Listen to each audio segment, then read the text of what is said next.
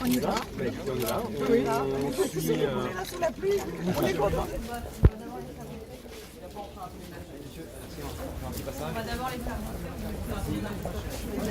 La crib, ça peut être l'école, les voisins, donc les sources d'information sont multiples. D'accord. Et la réaction est rapide.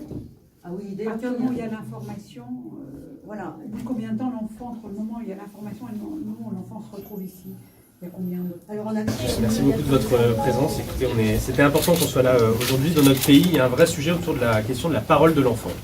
D'une part, il y a un besoin de libération de la parole des enfants. La situation des violences faites aux enfants est encore importante. Il y a un véritable besoin de libérer cette parole. Et il y a un besoin aussi de protéger la parole des enfants. Et c'est tout l'objet du dispositif que nous avons visité aujourd'hui avec Brigitte Macron, Carole Bouquet et Martine Brousse, présidente de la Voix de l'Enfant. Et aujourd'hui, c'est particulièrement important. Regardez, vous avez un secrétaire d'État, vous avez une très grande actrice, vous avez une présidente d'association, l'épouse du président. Ça vous montre à quel point cette parole de l'enfant, il faut qu'on la traite dans sa globalité. C'est devenu... On n'a que des devoirs vis-à-vis d'eux. Et eux ont des droits.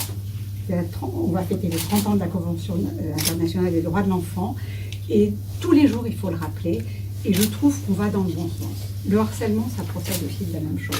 Il faut parler, il faut les écouter. Et il faut surtout recueillir leurs paroles. Et ici, ces unités d'accueil, c'est le meilleur moyen de recueillir une parole avec le plus de sérénité possible dans une situation de traumatisme. Parce que c'est une situation de traumatisme. Et pour toujours.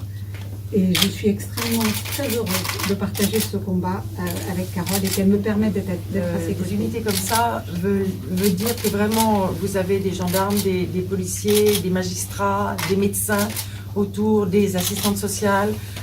Tout le monde est formé au recueil de la parole de l'enfant, parce qu'on ne recueille pas cette parole de la même manière qu'on recueillera bien évidemment la parole d'un adulte.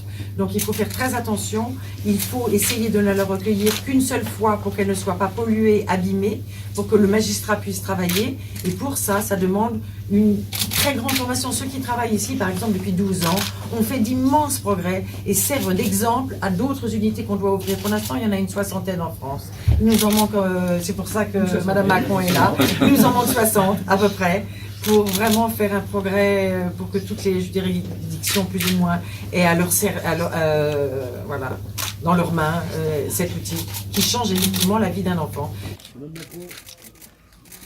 France Bleu, France Bleu. Dans le cadre. La ville de Saint-Malo. C'est important, la ville de Saint-Malo.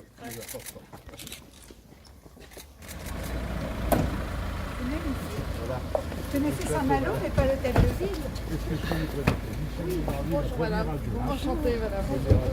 De Nathalie Le Villain qui est en charge de la construction. CCAS et qui a beaucoup travaillé sur ce sujet. Donc c'est le fort le plus large pour défendre le port de Saint-Malo qui a été construit à l'époque de Vauban, qui s'appelle le fort de la Conchée, et qui se trouve être parmi les plans reliefs des Invalides. C'est l'œuvre dont Vauban dit que c'était sa plus belle œuvre. C'est magnifique. Celui tout au fond là-bas. Qui est...